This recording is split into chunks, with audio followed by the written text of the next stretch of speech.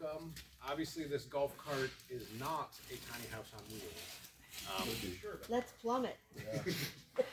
But we have lots of fun plumbing things to chat about, some show and tell, demonstration type things, and ultimately the goal is for you guys to be able to ask questions about your personal build or things you're thinking about doing, and as a group get some feedback, ideas, ways to make it better, or things to avoid. So yeah, I've been on the road now for 2.5 years, and knock on wood, my plumbing has not exploded yet.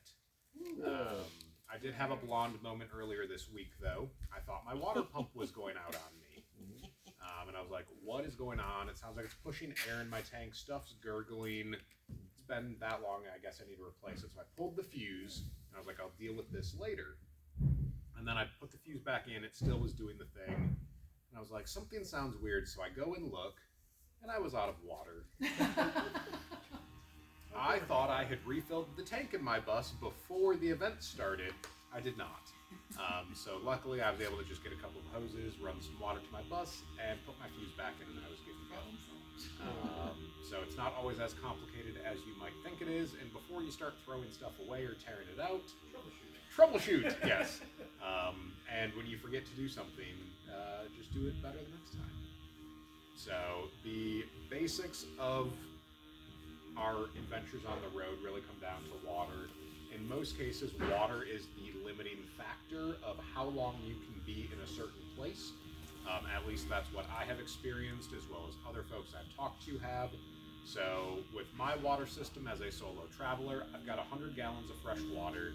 I can usually go between 2 and 3 weeks off grid before needing to find a new place to get fresh water and dump wastewater.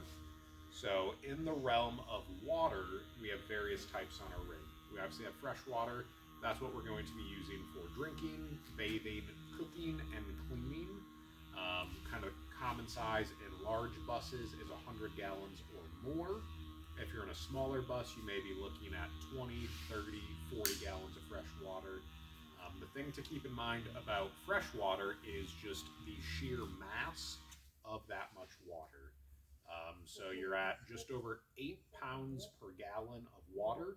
So that adds up very quickly. And Josh, you said you had what, 165? 165. Yeah, so fully loading your water tanks adds a bit of weight as well.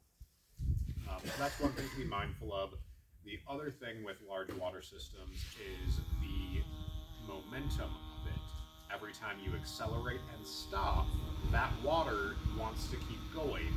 So that will be sloshing around in a tank, whether it's your fresh water or your wastewater. And that's something to be mindful of if you're doing any kind of off-roading, rough terrain, to just slow down and kind of keep in mind that that water is moving and it can mess with how you feel. Not the ones you buy for $10. I think mine has like 2 curb ins on it, but from what I have seen on my 100-gallon tank, it's good to go, and it's going to do what it wants. Yeah, you can take that all the way down.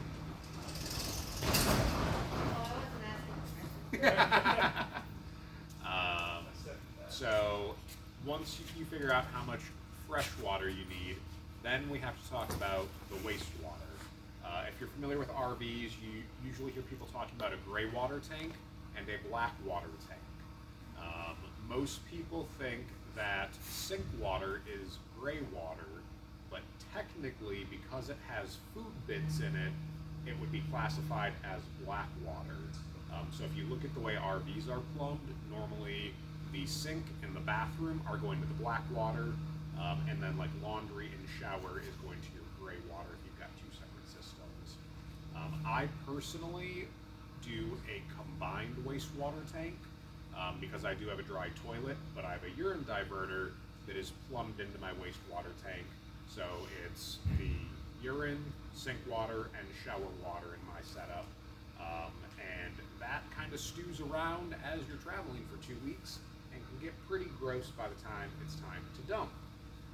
So that's kind of another thing to be mindful of, where you are, what the regulations are, and can you legally dump that gray water or potentially black water anywhere. And in most cases, black water should never be dumped directly on the ground. You should really find a dump station. And places you can find those are state park campgrounds, regular campgrounds.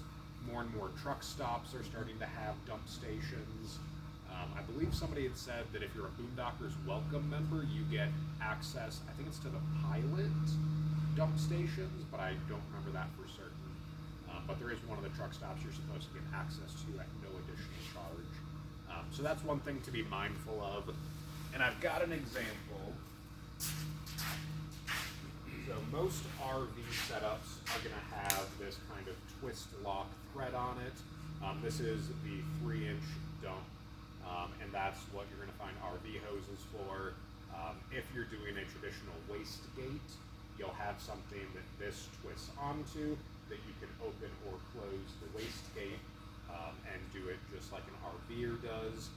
Alternately, you can put a regular hose connection if you don't have a lot of wastewater you're dealing with, or you're in an area that you could potentially legally dump to ground. Adding a hose to run it away from your rig helps to alleviate any of that smell that may be brewing in your tank.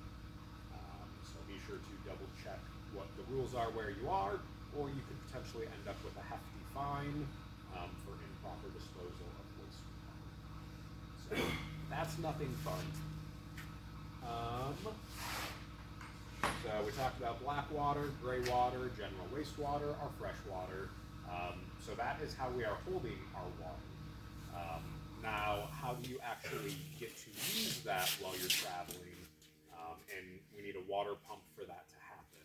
So most water pumps are 12 volt. You can also get water pumps that are 110 volt. I would not recommend anybody do a 110 volt water pump, especially if your goal is to be off grid and out in nature. The 12 volt pumps typically are rated at like 15 amps while they're being used. So it's easy to run your positive and negative line to it from your battery system, have a fuse either in your fuse block or an inline fuse to protect that wire. And if you get a water pump that is on the higher end, most of them come with a pressure switch inside of it already. And basically what that means is when you turn off the faucet, your pump will stop pumping. Because it'll feel that back pressure with the water having no place to go, and it will disengage. Now, a lot of people will also install an inline switch on the power to their water pump, so that in the case of a leak or something else that causes a pipe to burst, your pump just won't continuously be spewing water everywhere. So that's another thing to be mindful of, depending on where you're doing your setup, whether or not you want to put a switch on that power line that's going to your water pump.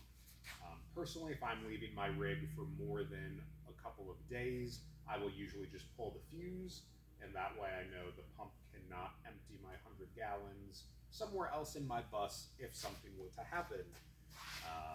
So my recommendation would be to put that switch on there.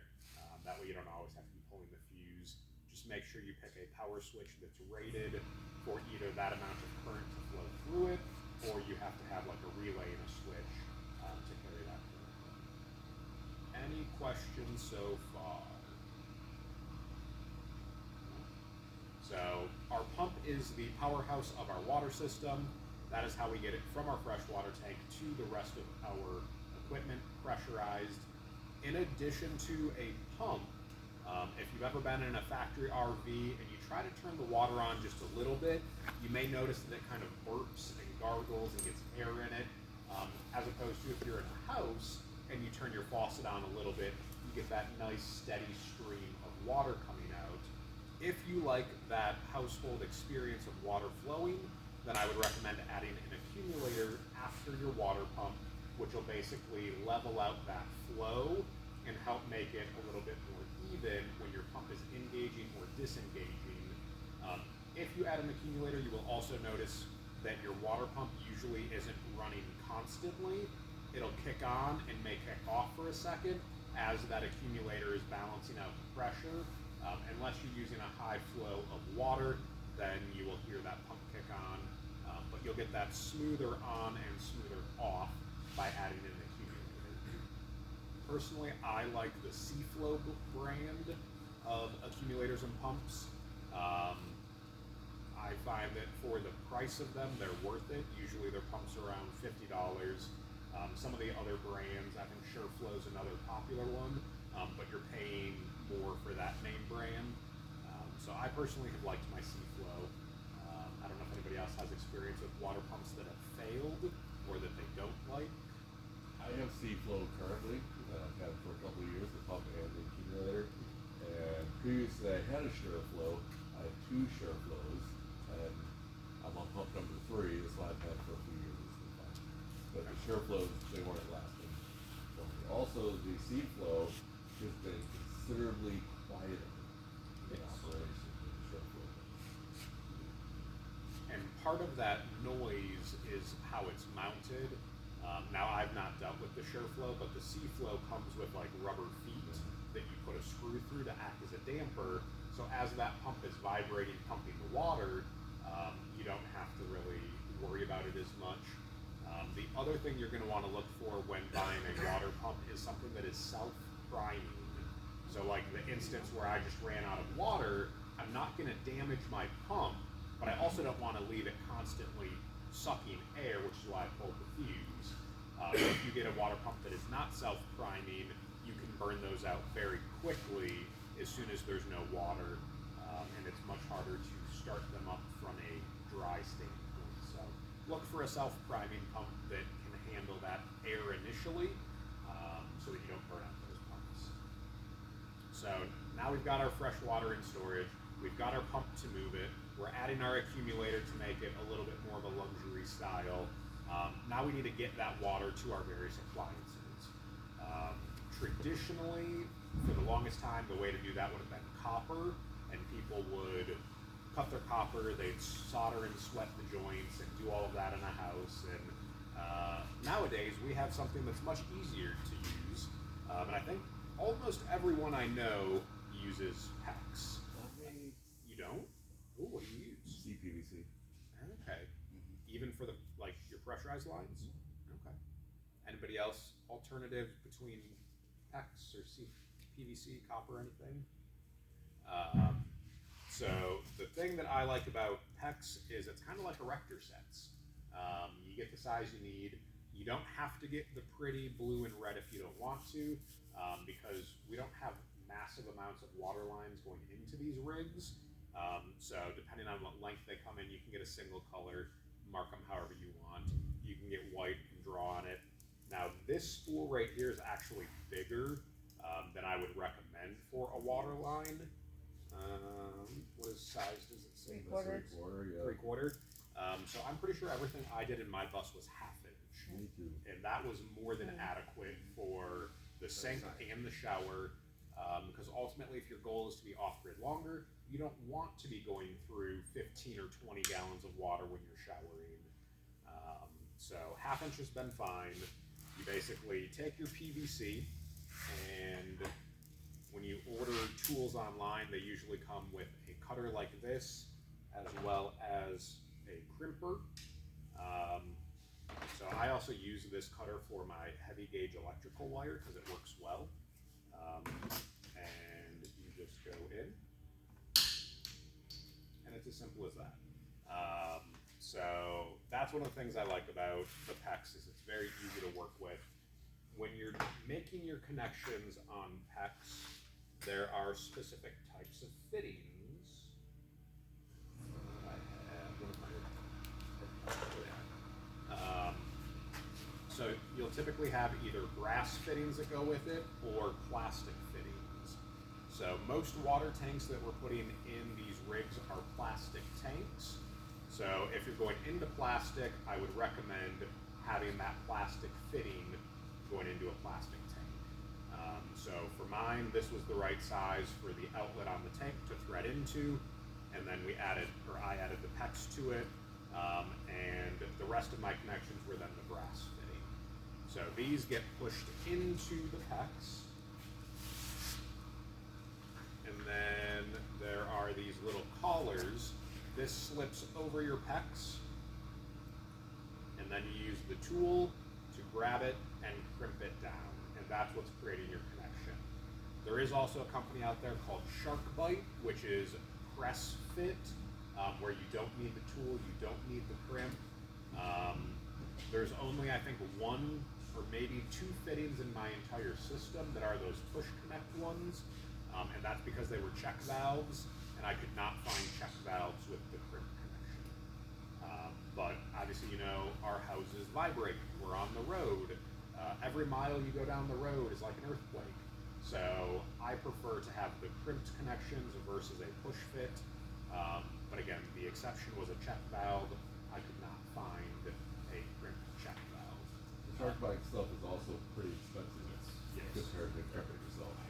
Exactly. I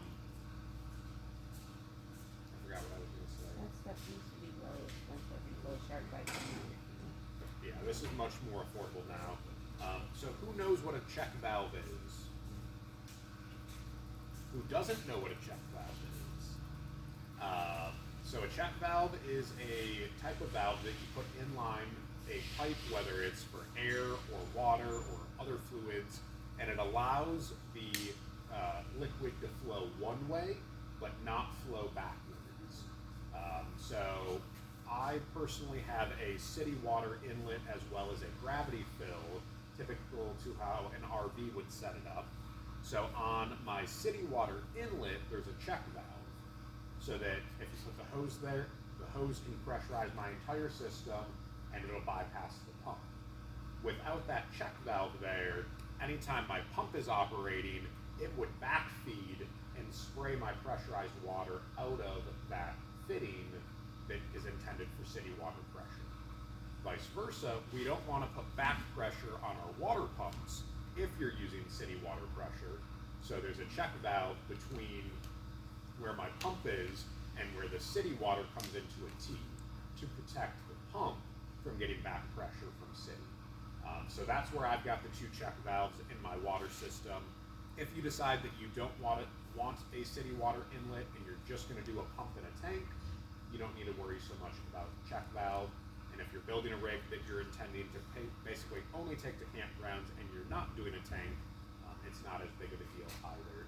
But you want to protect both of those systems so that you're not either burning or breaking your pump or just pumping your water back outside of your bus. But like I said, I could only find those in Sharkbite fittings for the half-inch packs. How often do you hook up to city water? I don't think I have ever hooked up to city water in my bus. Part of my logic is, and it's not sound logic, is if I'm hooked up to city water and something breaks, I could flood my entire bus. But the same logic is, my pump is always energized, so if something breaks, I could still flood my bus with 100 gallons, but at least it's not connected to a water source that will continue to pump more than 100 gallons. I also don't tend to stay at campgrounds. There's been a few instances where I was working contracts and the only place to stay close to that work was at a campground. But even still, I was filling my water tank, and then once every 2 weeks or so, I would take my bus to the dump station, do the dump, do the refill, and then go back to the site while I was working. So it's up to you if you guys want to add that city water inlet. Again, if you're planning on doing more campground camping and have access to full hookups, then it may be worthwhile doing both of them. And it's not all that more complicated. You just add a T. So you'd have like your city water coming in one way, you'd have your pump coming the other way, and then you'd be going out to the rest of your system. So those are some of the options. I don't know if people want to check those out or not. Would you, if you did hook up to city water on a campground, would you use a pressure regulator to regulate the pressure from? Yes, in most cases, residential pressure is higher than what we need in buses. So if you go to like a Camping World or Amazon, you can usually get like a 90-degree screw-in that's also a pressure regulator, and I believe it drops it to 40 psi, so that you aren't blowing out anything in your plumbing system that's been crimped or sharp. I recommend a regulator. I can't tell you how much service work we had to do to RVs because people didn't do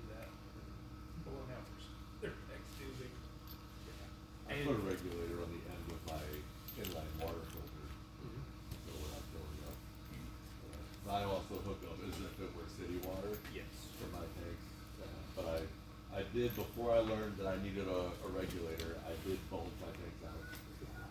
Super awesome. You squeeze a couple more gallons out of it. Yeah. So hooking up a hose to your friend's spigot, is that considered city water? Yes. Any municipal water source. If you're filling your gravity feed tank, it's not as big of a deal. So it just kind of depends. But if you're hooking up with a long-term connection, then yes. Long-term connection, what's that mean? Like if you're doing more than just filling a tank. Like So, anything that you leave connected to your bus over time is a long-term connected. Like any spigot or faucet or And anytime well, you're hooking access. up to any sort of municipal water supply with that hardline connection and you're using that to pressurize your system, you should put in the regulator. or well access too. Yeah. Because a well will have a pump too. So. Yes. So Josh just mentioned inline water filter. So this is typically the one that I use when I'm filling my water tank. You put your one garden hose on this end, and then this I just stick into my gravity feed inlet on my water tank, and it just kind of holds there, takes the pressure off with this spring, and I can just let it sit there until the vent starts spitting water back out, and then I know it's filled. In that realm, we're going to pick on Kimberly Of course. because the words I just said was make sure your tank was vented, and so in Kimberly's shuttle bus, her tank does not have a vent. I had a domestic plumber. I know what I'm doing, Emily. And so when we were going into Swarm, I was at one water fill, she was at the other. I put about 60 gallons of water into my tank in that time, and she barely put 15 in hers because the back pressure, and it kept having to be burped, and sometimes you have to rock her bus to get it to burp. So Story. yeah, make sure that Although it will burp a lot easier if you just let your faucet go and it trickles. It goes and then it'll kind of equalize a little better. If you drilled a very small hole in the top of your tank, Yeah. it'll be ventilated. Yes. But then if you Have you overfill seen your it drive though? If you overfill your tank, it'll spray straight up. Is your tank inside or outside? Okay. Oh. Gravity fill, kind of like a gas You don't want to do tank. that then. Not so much. My tank's outside, so when my tanks get full, I get a little cleaner underneath the chassis. So if you go online and order a water inlet as like a 2-in-1 intended for an RV or even just a general gravity feed, it'll usually have a larger hole that you put a flexible hose to into your water tank, and there'll be another small hole to the side that's intended to be your vent line. So you run a second smaller tube to your tank, and that allows the air to escape while the water goes in. And then when your tank's filled, that vent line will usually spit out a little water, and that's an easy way to indicate that you're good to go. Or in my case,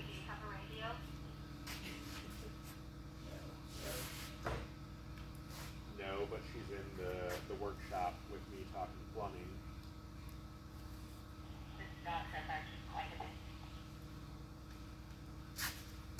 It's on channel 2. Yep. Channel 2. Willa, thank you. So yeah, vent your water tanks. It'll make your life easier, and it'll make it more timely to fill. Even with my water tank at 100 gallons, it'll still take me 15 to 20 minutes if it's empty of constant hose fill to fill it up. So if you don't have it vented and now you're dealing with back pressure, it'll take even longer. So things to be mindful of on that. I suppose I can show this since we talked about PEX. Depending on how you're insulating your bus and how far, like a water heater may be from what you're using it, you can also add pipe insulation to your water pipes to help keep that hot water hot, getting from your water heater to the room fixture. The one that I care about the most is the shower. I'm okay if my dishwater takes a little bit to heat up, but I would prefer a nice hot shower. So this is very cheap and inexpensive, and basically this has glue in here. You pull the two pieces off, you put it around your pipe, you press it down, and this will help insulate your pipe some to help with. Actually, you put it around your pipe first, and then you pull that. Otherwise, you're never getting it around your pipe. Yes. Just saying. Makes sense. Experience is a cruel teacher. Ask me how I know. Yeah. Let's talk about drain lines. So most of the time, let's see. I think this is interesting. This is a scrap piece. But most of the time, your drain lines, at least from what I've seen, and that I personally did, was using rigid PVC for those drain lines. The biggest thing to remember about your drain lines is gravity is what is doing the work for you. So if your sink is over here and your wastewater is over here, and this pipe is like that, it's not going to go where you want it to. And you're going to have a bad time trying to drain anything. So off the top of my head, I don't remember what the ratio is. I think it's a 6% yeah. grade is what they tell you. Mm-hmm. So having that angle will, or more than that, will help with the flow. The other thing to be mindful of is when you're parking your rig, how do your drain lines flow? I was at a harvest host once, and so my sink's in the middle of my bus. My wastewater tank is suspended under the rear of my bus. The parking spot had my nose of the bus down at a pretty significant angle, and I was running stuff in the sink, and the next thing I knew, I had water coming out from under the sink because the drain line was actually sloped so much forward that the sink wasn't draining. So I had to put more levelers under the front of my bus so that my bus was level. And in reality, I probably should have sloped my drain line a little bit more to be able to not have that issue. But that has only happened to me once, and it hasn't happened since that incident because now I'm more cognizant of when I'm parking, remembering that my rear end is where my drains are flowing, so I want to make sure the rear of my bus is the low point or level. PVC is pretty easy to work with. They have saws you can use to cut it, which I did not bring my PVC cutter. I've got a cutter that's very similar to your PEX board that I use. Yeah, the ratcheting type. Yeah. And then you can also get ones that were originally intended for copper, but it's got a little wheel on it that you tighten down, and you spin it around and tighten it and spin it. And then when you're working with PVC or rigid pipe, the other thing that you need is to glue it together. So my recommendation is to dry fit everything. Make sure it goes where you need it to, routes everywhere you need it And make to. sure you're getting lots of fresh air. Or you'll Yes. be high as a kite. Yeah, this stuff smells terrible and should be used in a well-vented area. So a lot of times you'll see the purple primer. So you go ahead, you put the purple primer. Like with this, your fitting's going to go over the top. So you're going to put your purple primer on the outside of this pipe. And on your fitting, you're going to put the purple primer on the inside of the fitting. And then same thing with the adhesive. You're going to put the glue on the outside of this, inside of the other. You're going to put them together, rotate about a quarter turn, and then hold it in place until it sets. So there are other glues you can get. There's one that's blue that's intended for like in a wet use. So if you're doing a repair or something like that, it'll actually still bond with a wet pipe. What was that? It works great. Yeah. I've used it to repair a pool filter, so it was soaking wet and still sealed. So this is what I'm used to using for the most part is this double set, and this is probably the most common name brand you'll see at any hardware store for PVC. If for some reason you're buying extremely long lengths of PVC, you may end up with the end of your PVC looking like this. In most cases, you probably aren't running a drain line more than 20 feet, which these are usually on 20-foot sections of the the long pipe. So it's actually intended for another piece to slot right in here without needing a separate coupler. This is typically, again, if you're doing something like underground drainage or long runs, you typically won't see this in a bus because our water line systems don't take up that much room. So if you do see this and you end up with it, that's why this end kind of has the bell on it. It's intended for another 20-foot section to go onto for really long runs. If it's cheaper to get the long one and use it in smaller pieces, go for it. You can always cut it off and still use the rest of it just like regular sized PVC. So we talked about how wastewater can be smelly. One of the things, and this is not exactly what I'd recommend, but I couldn't find my other one. So in most household plumbing, you will see a P-trap under your sink. Your toilets also have a P-trap built into the porcelain of it. So what this is this is a trap that's intended to prevent kind of the air from backflowing up into your living area. I've seen a lot of buses that use traditional P-traps on the road, and after a while they say, why does it smell bad in here? And they can't figure out where that smell's coming from. And a lot of times it's because this water-based P-trap, as you're traveling, either was sloshing around, or it has dried up because you haven't used something in a while, and therefore all of that lovely wastewater smell is now venting back through your drain lines and into your home.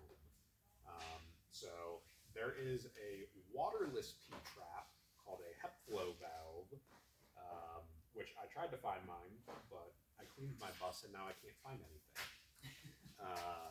And so what it is it's a screw-on piece that has a membrane, or like it's not a fabric, but like a plastic material on the inside that stays closed because of the way that it's formed.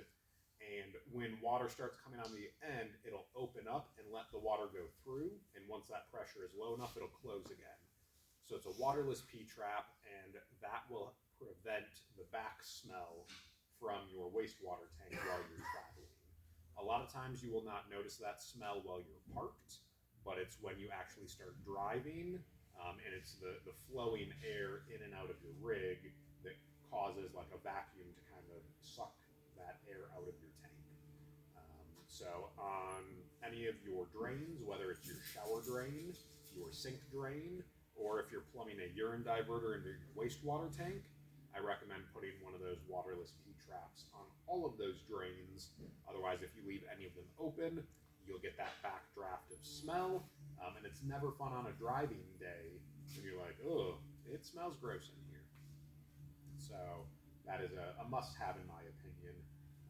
One thing I did notice about the waterless P-trap on the urine diverter, after about a year and a half of use, that membrane became more rigid and needed to be replaced due to like the calcification of the mineral makeup of urine. So that's something to just be mindful of.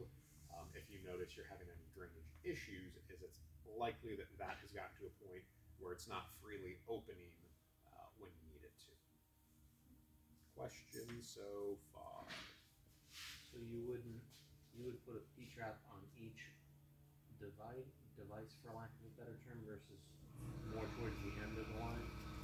So that's what I personally did, just because of how my drain lines all came in, and two of the three came into like one port into my wastewater tank, and another one came into a different port on the wastewater tank. So you could potentially put one on whatever port's going in, not necessarily on the sink of the bathroom, on each fixture.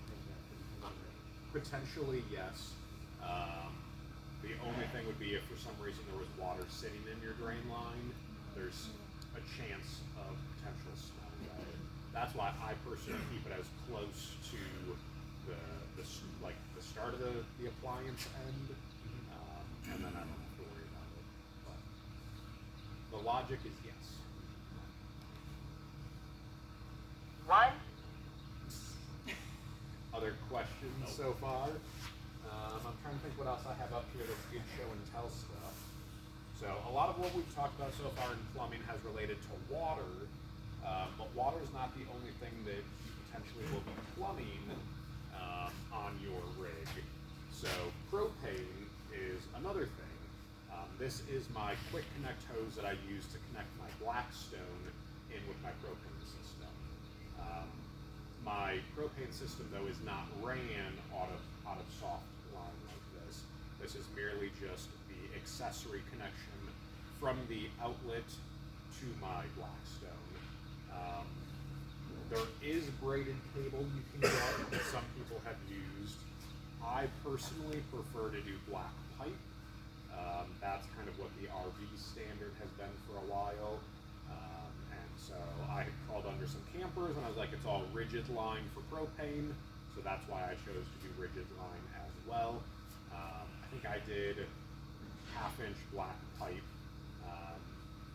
The standard 2-tank RV hookup, so you can have your 2 grilling tanks. That's plumbed into the main port on the rest of my hard line, and then that hard line is separated out into a line that goes up for my stove, and then another line that goes up for the water heater, and then the third line is the accessory input, which is mounted on the outside, where you can hook in a Blackstone, a grill, a fire pit, whatever you want to run off of propane. So similar to with the PEX, you want to make sure your stuff is dry fitted, kind of at the right length. Using a compound like pipe dope is what I was told it's called, or tape that's rated for gas, because not all Teflon tape is rated for gas applications. Usually it's a yellow one instead of the standard, but the paste is rated for gases as well. So you put that on the threads as well as on the fitting.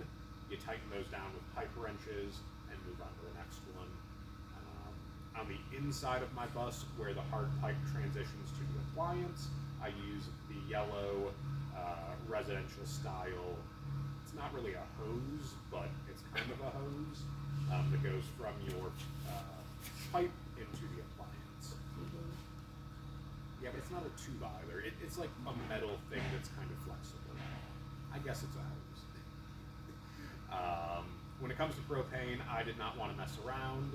I had more confidence in a pipe versus a rubber hose or a braided hose. But I also have seen people have success doing the rubber and braided hose as their propane distribution. So like with anything, you can ask somebody how they do it. There's lots of opinions when it comes to propane. I just had more confidence in a solid pipe. Where do you have your propane? So my propane tanks are inside of my underbelly storage on my bus, and I recommend that people keep the propane between your axles. I've seen people do it behind the rear axles, but I personally have experienced a blowout on a rear tire and saw how much that chunk of rubber deformed parts of my undercarriage. And the last thing I want is a heavy piece of rubber traveling back to hit a high pressure item. So I would recommend some kind of an enclosure for that for the tanks, and have it in a spot where it would not be potentially impacted if you have a blowout and that rubber is flying. What do you recommend for like chain protection, like for example, floor walls? So when you're doing the rigid pipe, you're pretty much constraining it to a point that it can't move. And then anywhere there's a gap, I was also filling that with expandable foam. So the foam was kind of locking it in and acting as that cushion between the metal pipe and the metal flooring. But then also making sure you're adding strapping to secure that black pipe so that it's not vibrating while you're driving.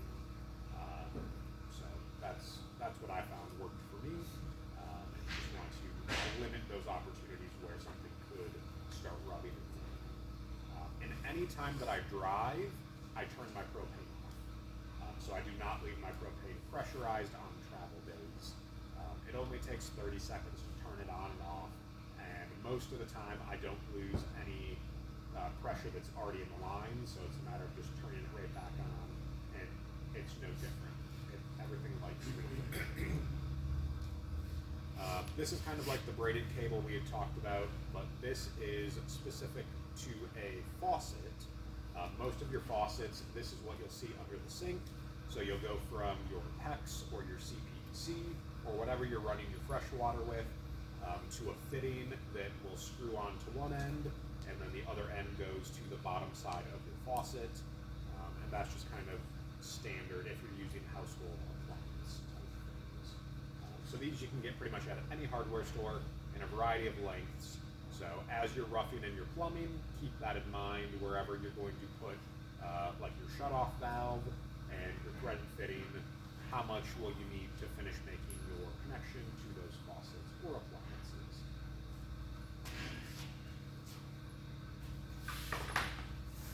Let's see, what haven't we talked about? Water heaters. That's a good one. So I'm going to show this real quick and then we'll switch to water heaters. Does anybody know what this is? It's like the bottom of a shower pan. Yes. So it's part of the fittings that go into a shower pan for your drain. So if you're doing some kind of a traditional shower pan setup, this is likely what you'll be using. This one has obviously come out of one of the tiny houses at some point, and I just pulled it off the shelf. So it was cut off. This is basically useless at this point. But just another thing that was kind of odd. Typically when you buy a shower pan, at least in my experience, it did not come with the drain.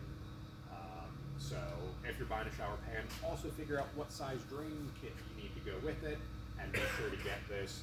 And depending on the clearance will affect the hole you need for the drain line on your shower, because you may need some of this to also actually sit through your floor as opposed to just a hole big enough for the PVC.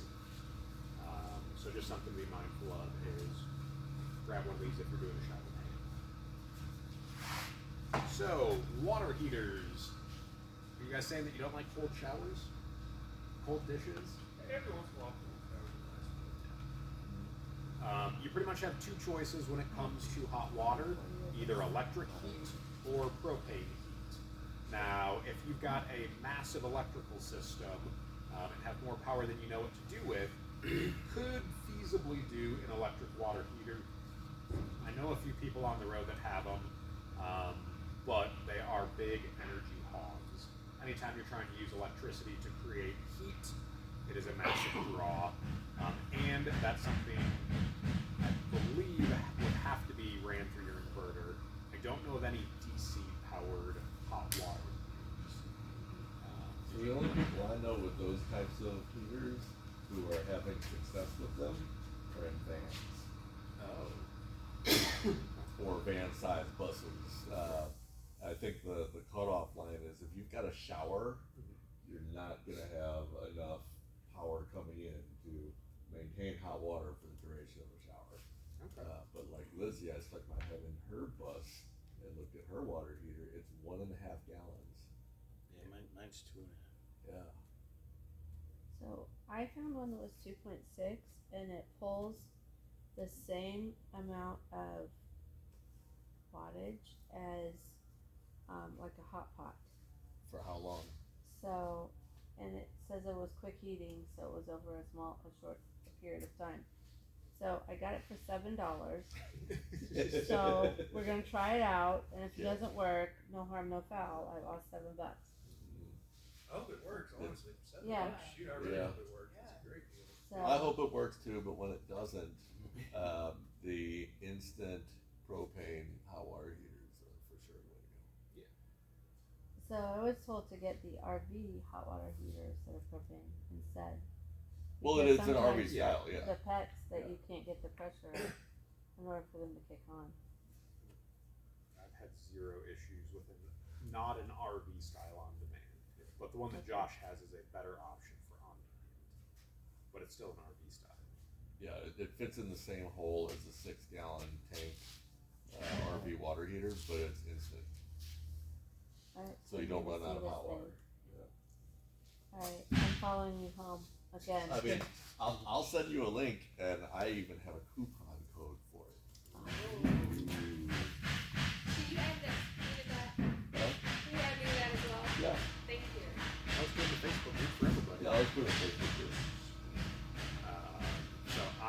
the Excel brand hot water heater. That uses two D-size batteries to ignite it. It's got the pressure switch in it, so you open the hot water, it'll automatically ignite, and then when you turn the tap off, it stops.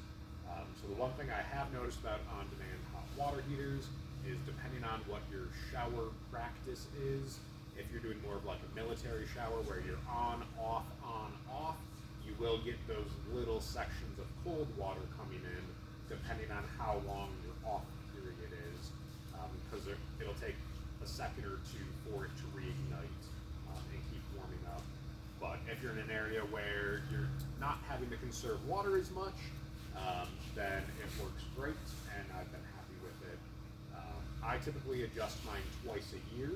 In the winter, I will turn it hotter because this one is not like it's going to get you to 108 degrees. I think it's rated at 40 degrees above the starting water temperature.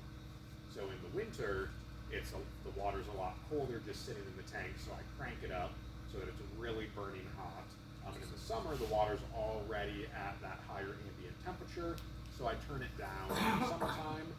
So I typically do that twice a year. Josh has a fancy one with, I think, a digital thermometer, and you can program it. Yes, we have a different temperature we use for dishes versus what we use for showers. And we don't use the mixer, we just set shower, we want 107 degrees, and we turn the hot water on in the shower. And for dishes, I want 120 degrees and turn the sink on. And that's been working really well. Yeah. Stop. I've also heard that low flow shower heads will prevent it from kicking on. Yes. So I have a low flow shower head at 1.5 gallons per minute, and I've had zero issues. If you have like the house style one, you're more likely to see that where it expects to see more flow. But all the RV and the camp style ones are going to be used to moderate levels of flow. Yeah, and in the realm of flow, you can get water pumps that are at different flow rates as well.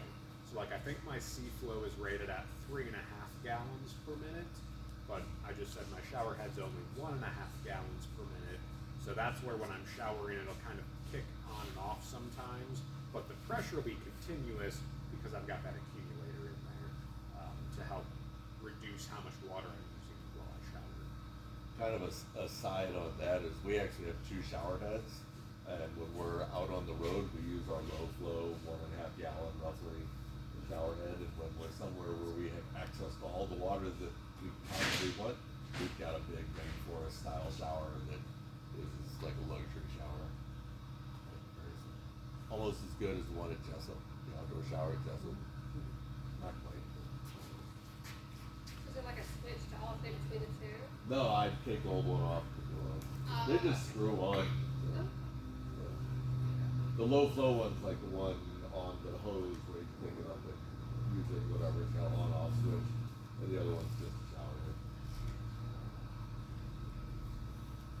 Okay, what haven't I talked about that you want to know about? Tank versus instant water heaters. So the two examples we were just talking about was instant water heaters, which don't consume any power while idle. A traditional like RV water heater has a tank, and if you leave it on all the time, it will do cycles throughout the day to keep that water hot at all times. That's why a lot of RVs have a switch for hot water. So like if you know you're going to be showering or doing dishes, you flip the switch, which turns on the water heater. It can do its cycle, and then you've got your fixed gallons that are at that hot water ready to go. And then you can turn the water heater off after the fact. So as far as I know, that's really the biggest difference is the tank water heaters will just, if you let them, they will continuously try to maintain hot water. Well, also while you're using it, like if you're taking a shower and you have, let's just say, a 6 gallon, which is common water heater in your RV, once you've used about 2 gallons out of it, and it's refilling as you're taking out of it from your freshwater tank, that water's going to be nice and cold. So as your shower is going, your shower water temperature is going to go down and down and down because it can't heat the water as quickly as you're using it. So 3 minutes into your shower, the water's gonna start going very cold and make you sad. Why are you looking at me, mister? Because you're the closest person with a tank water heater. I will say if you want to go with the tanked one, go with ceramic. It's more efficient and better for hard water than the steel tank. Just be very careful when winterizing. If you're going to leave your stuff alone, steel tanks probably won't split. They can take a lot of pressure. Ceramic will split. Yeah. That's the most common thing I've seen with working with RVs. And I have had my previous heater. I actually had mounted on the outside because we were following springtime, obviously. But we ended up in winter one day. Oh no. Despite turning the water pump off, cracking the pressure release valve on the heater itself, I woke up to an icicle coming out of a crack in part of the piping, which is why I had to quickly install my new heater. Take the anode out. Take the whole anode out. So I've heard of tanks being a dumping ground for additional solar energy. Your batteries are already 100% full, and so it dumps that energy into your tank. No, yes. You mean like a hot water heater that's a tank? Mm-hmm. I mean, the logic, sure. If you've got excess power and nowhere to put it, you can make hot water, but I wouldn't be as reliant on every time that I want to shower to have it be a beautiful sunny day. Yeah, I was talking to somebody about it, I don't remember who the other day. Like one of the low buck methods for hot water is to take like 4-inch PVC pipe and make a square out of with corners and put a valve on it for draining, a valve on it for filling, paint it black and put it on your roof. And now you've got instant solar hot water. We did that for like a overlanding setup. Yeah. We had a big black PVC tank that the sun just kept warm, and we just put a pressurized coil garden sprayer in that with our shower. Yeah, Michelle and Travis on their first bus, that's basically what they had for their hot water. But as a full timer expecting to take showers on cold days, Yeah. not so great. Sometimes it's it rains. a fun camping solution. So- Yeah, It's not a right. perfect solution. I haven't had I've been nomadic for 4 years, and I haven't had a hot water heater per se, but if it's cold enough to run the diesel heater, I have this like insect sprayer thing that never has had insecticides in it. I just got it, and I took all the other crap off, so it's just the spray head with the trigger, and I just set that in, and I have a cord that I can secure it to right in front of my diesel heater, and then when I wake up in the morning, it is a hot shower. A lot of times I have to add water to it, but it is, a great way to wash the dishes and have hot water for your shower if it's cold enough to run your diesel heater. Imagine Kimberly 1 year from now, remembering back at her life hack for how to warm up your garden sprayer so that you can take a little shower. I'm just saying, I've been doing it for years. I know, Otherwise, but you're gonna expand to fill your new aquarium. right? And Well, it's gonna include hot water. I just like in Florida, I'd have maybe like 1 or 2 months where I'd ever not just shower in the outdoor shower because in Florida there's only sand and blah blah blah, and it's always hot enough that you can just shower outside, and I never used hot water for a shower, so I didn't really think about putting hot water in. When I left, then I went to Iowa for 14 inches of snow and no way to shower. And that was awesome. Yep. It was well thought out. Yeah, when we finally got hot water for the first time in our bus, it was like that was one of those moments where your life has changed. Yeah. Right? Like it wasn't like I just got a little bit better. It's like my life has just improved in a substantial, meaningful way. Yeah. And then, I mean, washing dishes with hot water instead of like, hot water kills germs, cold water moves them around. Yeah. So, any other questions, topics we didn't cover or chat about?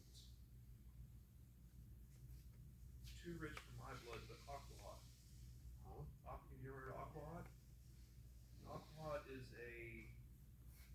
pretty complex system. It's kind of cool. It's on the low end. Be prepared to spend $5,000 for it, so it's nothing that I want. But it's still pretty interesting. Yeah. It's a diesel boiler. It'll boil your water. It'll preheat your coolant. It'll also preheat your diesel for your engine, and it can also go into a radiant floor if you want to.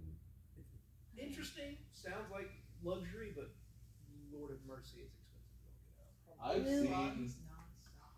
Who has that? I Big think Wolf, Sylvie Black has Wolf? there's something Yeah. similar to that, yeah. Yeah. But they also have on the Chinese clone side, they do have diesel heaters that are starting to come out with liquid heat exchangers in them as well, so you can start to do those sorts of things. I don't know if it necessarily makes sense or not. Like from a complexity standpoint, I think that's going a little overboard compared to having the diesel air heater and having a separate water heater. Now you've suddenly combined those things. Yeah, I don't have any need for it, but I was just wondering if you wanted an experience with it because it just seems pretty There's a one, is it Black Wolf bus? Black something wolf. Big Wolf bus. She has one, and in her first bus build, and she rated it. She said it's basically run for 5 years nonstop. She's never There was a guy, anything with it. I can't remember who they made it for, but it was a build Chuck Cassidy did for somebody. Yeah. It was a Crown bus. Yep. But it, So Chuck Cassidy is now partnering. He's at her shop. oh, yes, you're right. I She's did an see ex-military that. person. Yeah. Air Force or Is that something Beta like that. Yeah, Buffalo? No. No, That's it's somebody else. it's something wolf. And there's different ones that'll do different ratings. Okay. But that 250D Yeah, I it's think is interesting like concept. the second smallest diesel you can get. It's about $6,000 for the whole thing. But so it's too rich for my blood. But I was just curious. That's the whole. Yeah, I know Ivan and Sylvie have a diesel-fired boiler system with hydronic heating in their flooring, which also heats everything else. But their coach already had that in the previous conversion, so they left that system in there when they rebuilt it into what it is today. Radiant sounds awesome, but I'm very concerned of leaks. Yeah. You're in a mobile setup, vibration, eventually something will come loose. Oh, you pessimist. I'm really optimistic, but I don't want to tear apart my floor for a leak because I have what's called JML, just my luck. Yeah. Well, and I was talking to somebody who, I don't remember who it was, but they did it. They did the in-floor heating. They marked all of their lines, and they still drilled into it 3 times. Oh. So they were very much anti-radiant heating after that experience because they did everything they were supposed to, and they still hit the lines. If I was gonna do in-floor heating, I think I would just kind of bite the bullet and do the low-cost heating pads, the 12-volt heating pads, just in places that common spaces and stuff like that, like around my bed, where if I don't want cold feet immediately hitting the ground, kind of thing. Just throw a rug down. That's pretty much what I'm gonna do. My girlfriend's very cold-natured, so I. So is mine. But we throw a rug down. Yeah, the rugs actually make a big difference. Yes. Yeah. Slippers. And if you're in like you're in like up north during the snow, if you get one of those exercise mats like they have at Walmart, those little rubber mats, they sell them 4x8 sheets, and those, and then throw a rug on top of those, they really will take a lot of. They will add a lot to The your. anti-fatigue mats too, like you'll see. Yeah, the same thing. Anti-fatigue Yeah. mats, man, those are. I'm also gonna try and duct my heating down low to keep circulation and also kind of semi-heat the floor. That's my plan. If that'll happen. I And don't he know. will immediately rise above your floor. Well, as it blows across, it'll keep it slightly above freezing if my insulation has failed, which Lord, I hope it won't. Any other questions? Want to come to my building? From Michigan. So Did you just get a brand new bus at Swarm? I just did. That was my monster in the field. Monster. 42-foot school bus. Wow. Also, if you guys didn't hear my announcement earlier, we're doing an ice cream social at 4 o'clock in the kitchen. Come join us. It's a warm day. It's a great day for ice cream.